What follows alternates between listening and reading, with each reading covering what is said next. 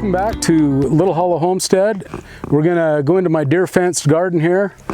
This is working really well, except the little deer, the fawns and stuff, can reach their heads through and nibble at plants here and there. You can see where they've gotten to my potatoes a little bit here. No harm, no foul. Doesn't really affect the potatoes much, but let's go in and see how things are going in the garden. So I don't know about the rest of the world, but we've had a heck of a year with squash bugs this year.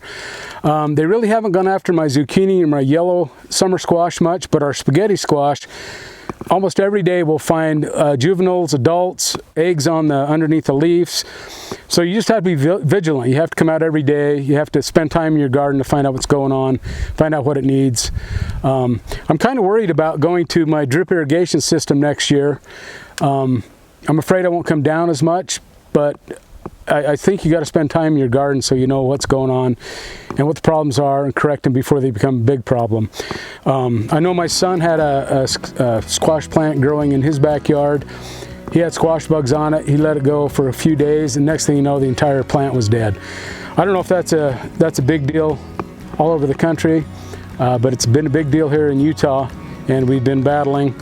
We're doing okay. We've got some little spaghetti squash coming. You can see we pick them. I also spread this 7 dust around the base. This doesn't do a complete job, but it does hold them back a little bit and keep them from developing too quickly.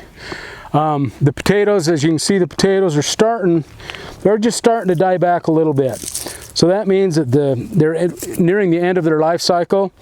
We should have a pretty good potato harvest, I'm hoping. We'll find out here in probably another month or so. When these all die back, letting them die back completely seems to work the best for me. Then your potatoes are going to be as big as they're going to get. So fingers crossed, in about a month and a half or so, we'll come out and do another video and check out my potato harvest. Again, I'm raising Burbank russets and red Pontiacs, both indeterminate types of potatoes that produce potatoes up and down the column of straw, dirt, whatever kind of mulch you want to put in them. Should grow potatoes. So hopefully we're going to have a bumper harvest of potatoes. Now I just got to find a way to store them over the winter. So that's going to be another project I need to get going on here. Building me a root cellar. Probably dug into the side of the hill over here in some fashion with vents. You want your vent with the intake to go low and your exhaust vent to go high, so the cold air comes in, the hot air goes out.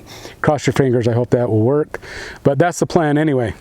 We did harvest a bunch of tomatoes yesterday. The tomatoes are finally doing really well.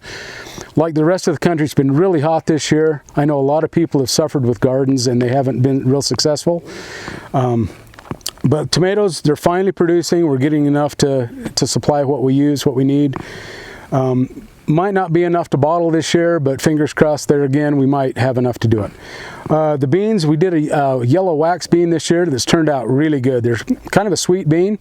I got them from Baker Seed Company. They're awesome, awesome bean.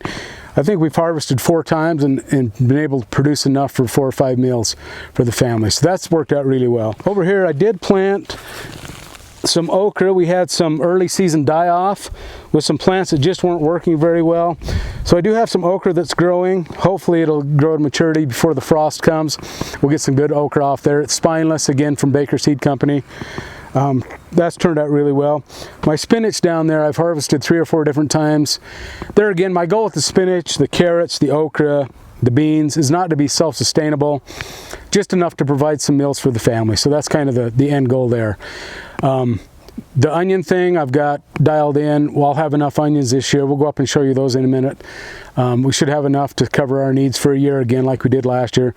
Potatoes, let's hope that works as well, and we'll have enough to provide for our family.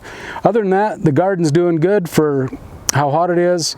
And for the pests, we are getting a few mice, gophers. I don't know what's getting in here, but we've got bait blocks out for them. Hopefully we'll get those under control here in the near future.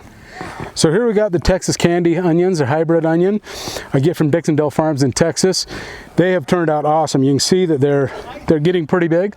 We actually harvested a couple yesterday for dinner, and they are sweet, tasty, wonderful.